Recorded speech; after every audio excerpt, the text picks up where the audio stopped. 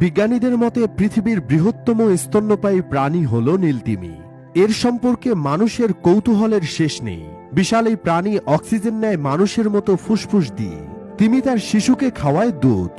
এই গ্রহে অবস্থানকারী লক্ষ কোটি প্রাণীর মাঝে আজ আমরা জানব পৃথিবীর সর্ববৃহৎ প্রাণী নীলতিমি সম্পর্কে, যারা শুধু আয়তনেই বড় নয়, সবচেয়ে বেশি খাবার খায়, সর্ববৃহৎ জিহ্বার অধিকারী, সর্ববৃহৎ লেজ, সর্ববৃহৎ হৃৎপিণ্ড যার, সর্ববৃহৎ শাবকের জন্ম দেয় যে, এবং সর্ববৃহৎ শ্রবণ শক্তির অধিকারী এই নীলতিমি সম্পর্কে।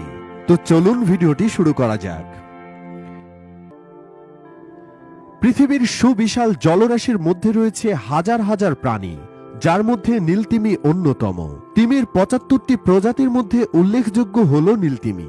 শুধু জলভাগ নয়, জল স্থল মিলিয়ে পৃথিবীর সবচেয়ে বড় প্রাণী হল নীলতিমি। এমনকি এখনো পর্যন্ত আবিষ্কৃত সর্ববৃহৎ প্রাণী ডাইনোসরের চেয়েও নীলতিমির আকার অনেক বড়। তিমি পানিতে থাকলেও এটি আসলে মাছ নয়।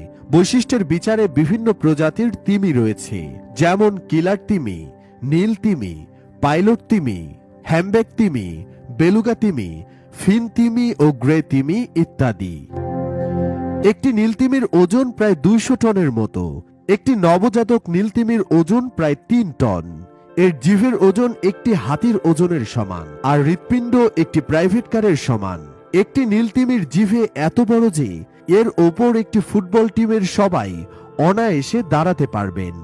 স্তন্যপায়ী প্রাণী হলেও নীলতিমি থাকে পানিতে, তবে তাকে অক্সিজেন গ্রহণ করার জন্য একটু পর পর পানির উপরে ভেসে উঠতে হয়। নীলতিমিকে পানির নিচে নীলই দেখায়, তবে পানির উপরে ভেসে উঠলে